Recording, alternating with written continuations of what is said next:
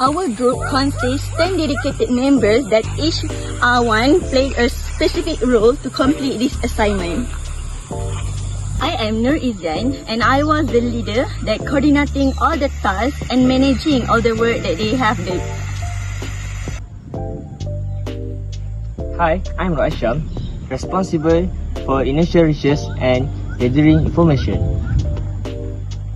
Morning everyone, my name is Amal Ashraf bin Abdul Halil. My matrix number is J24A1034 and I will be focusing on the introduction, which will be going into the biodiversity, and it will also be focusing on its importance, its relation to Malaysia, and also the specimen that will be investigating, the Kedah Kelantan cattle.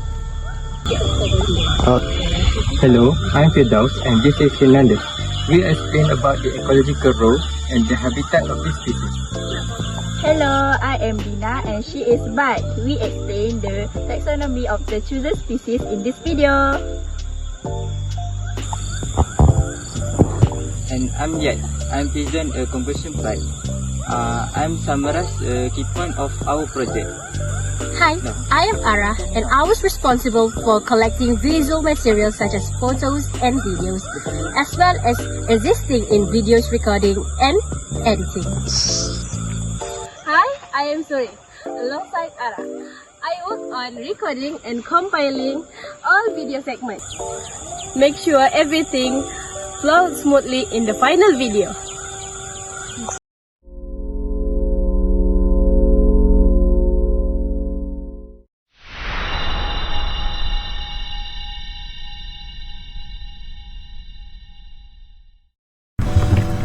Assalamualaikum and hello everyone.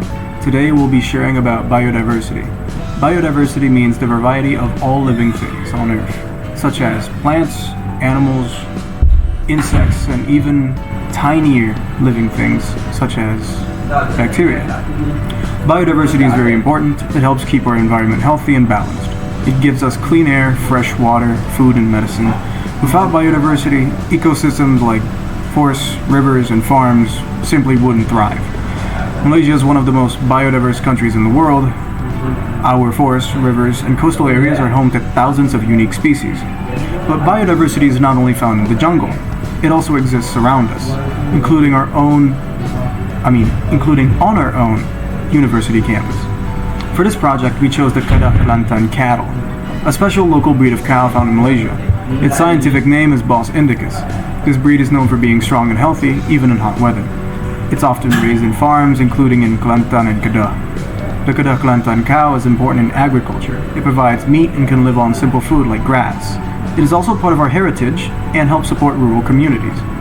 In this video, we'll be exploring the taxonomy of Bos indicus, its natural habitat, its role in the ecosystem, and why it's important to understand and protect this species as part of Malaysia's biodiversity.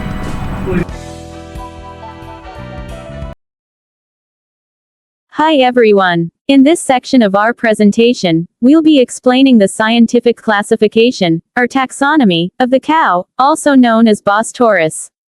This helps us understand how cows are related to other living organisms and how they are grouped in biology.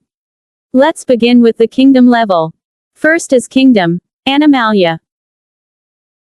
Cows are animals. This means they are multicellular, they don't have cell walls. And they are heterotrophic. In simple words, they eat other organisms for energy. Like all animals, cows can move on their own and have a nervous system. Second is phylum, Chordata. Cows fall under the phylum Chordata. This group includes all animals that have a spinal cord. As vertebrates, cows have a backbone, so they're placed in this phylum. Third is class, Mammalia. Cows are mammals. They are warm-blooded, have fur or hair, and the females produce milk to feed their young. This class also includes humans, dogs, and whales. Fourth is order, Artiodactyla. This order includes animals that walk on an even number of toes, like deer, goats, and of course, cows. Cows have cloven hooves, that's 2 main toes, and they are herbivores with a special digestive system to break down plant material. Fifth is family, Bovidae. Cows are in the Bovidae family. These animals are ruminants, meaning they chew cud and have a four-chambered stomach to help digest tough, fibrous plants. This family also includes goats, antelopes, and sheep. Hi, my name is Farisha and I will be continuing presentation on the taxonomy of the cow, focusing on their subfamily. The subfamily for the cow is bovine. Bovine includes the larger grazers like cattle, buffalo, yak and bison. These animals are usually heavy, strong and adapted to grazing in open areas.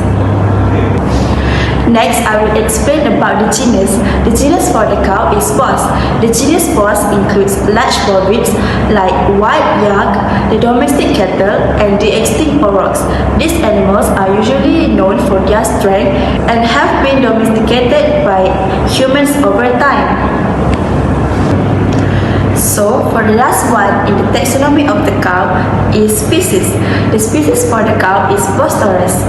The domestic cow's full scientific name is Bos taurus. It was first described by Carl Linnaeus in 1758. According to the Integrated Taxonomy Information System, or we call it as ITIS, Bos taurus has the taxonomic serial number 183838. This species is also known by other names like Bos primigenius taurus, which refers to its ancestral connection to the white aurochs, and Bos domesticus in older texts.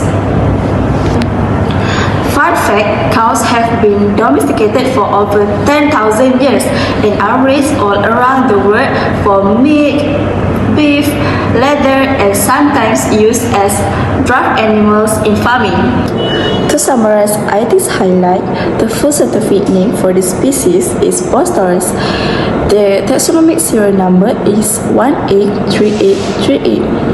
It was first described by Carl Linnaeus in 1758. The synonymous name for this species is Bos primigenius taurus or Bos domesticus, and the common name for this species is domestic cow, aurochs, or barrel cattle. So that's the full taxonomy of the cow from Animalia all the way to Bos taurus. Understanding this helps us appreciate how cows are related to other animals and why they are such an important in agriculture and ecosystems. Thanks for watching our part and stay tuned for our next section on the cow's habitat and ecological role. Bye! Hello everyone. For your information, we chose this species because it's commonly seen in the Bengkel workshop area at the Lada UMK Delhi campus. It's one of the most recognizable animals on campus and plays a big role in agriculture and biodiversity. The cows at UMK Delhi are usually found grazing in open grassy areas near the farm facilities, especially around the Bengkel Lada area. This location provides them with plenty of food and space to roam, and it reflects how domesticated cattle interact with their environment. Let's look at the ecological function of cows today. Yes, the comfortable things we frequently see on farms and in grasslands. In opposition to popular opinion, cows are not only a farm animal, they also have a significant ecological role. To begin with, cows eat plants. As they are herbivores, cows help regulate plant growth by grazing, which keeps some grasses from becoming overgrown and makes room for other kinds of plants. This promotes the region's plant's biodiversity. As they move and they graze, it is through the droppings that cows also spread seeds. This helps the new plants to grow in all the different places. This contribution benefits grassland health also renewal. Also, cow dung has key nutrients and works as fertilizer naturally, so it better dirt quality and feeds bugs and germs that are vital to an even ecosystem. Cows contribute to the food web. Younger people or weaker people may be prey for large carnivores like for wolf or for big cats in wild ecosystem or open ecosystem, while adult cows have but few natural predators in managed environments. Larger ecological systems still include within them the cows. In addition, dung beetles as well as decomposers are attracted to cow manure. This organism ensure that waste is broken down with nutrients recycled back into the environment. This process improves all soil structure and then support plant growth because it completes a cycle that benefits many other species. However, cow population do require some management from us. Cow population require wise management now. Overgrazing from too many cows in some areas can damage the land and reduce plant cover, and this leads to soil erosion. Thus, cow ecological role is either negative or positive. What role they play depends on how they are managed. In summary, cows are part of much bigger ecological system as well as meat and meat producers. Cows contribute in several ways to the healthy grassland ecosystem through seed dispersal as well as grazing via supporting decomposers for improving soil. Explanation about habitat. Cow. Cows are domesticated animals that mostly inhabit human-managed space such open pasture, grassland and farms. These places give cows access to the necessities such as hay or grass for eating, clean water for drinking, and cover from inclement weather. Cows do not naturally inhabit forests, deserts, or mountains like wild animals do. Rather, farmers create and care for their habitat to promote their productivity, growth, and well-being. Wide open areas that allow for easy movement and comfortable grazing are the ideal habitat for cows. For cows, grazing is a natural behavior, and having enough grass is beneficial to their physical and emotional wellness. Cows require space and food, but they also require shelter from the heat, rain, and cold in barns or other covered space. To keep them hydrated throughout the day, water sources like ponds, rivers, or drinking brooks must also be nearby.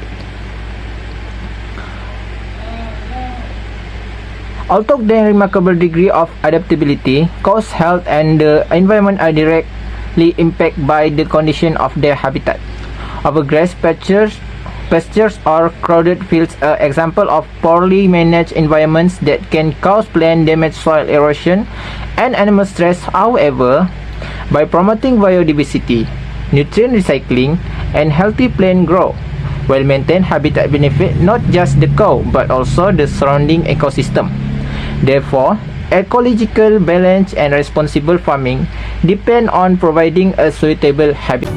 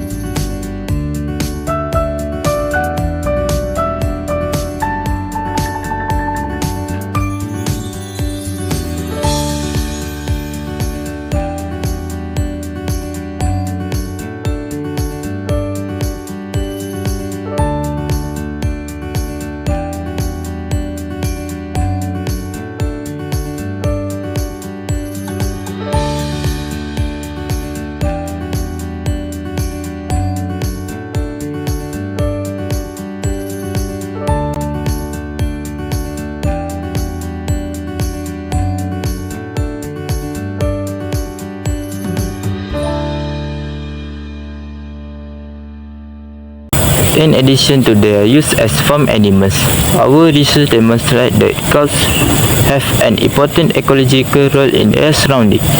By grazing, which regulates plant growth and promotes biodiversity, they help with the management of grasslands ecosystem as herbivores. Their dung contributes nutrition to the soil, facilitates decomposition and feeds microorganisms and insects, all of which support a healthy and balanced ecosystem. Through their activity, cows also aid in the spreading of seeds, which promotes plants' life regeneration. This behavior, which are frequently disagreed, show how the cow contributes to the environment, nutrient flow, and natural biological cycles. Open pasture and feed are good for cows because they provide them with clean water, fresh grass, and cover. In addition to promote the health and natural habitat for the cows, a proper habitat guarantees that they will continue to contribute positively to the ecosystem. However, poor management practice including overgrazing or crowding can harm environment by causing biodiversity loss and soil erosion. Thus, to optimize the ecological advantage that cows offer while reducing adverse effects, healthy livestock management are crucial. We can better recognize cows' ecological value and habitat needs, which also promotes more ethical and sustainable farming practice.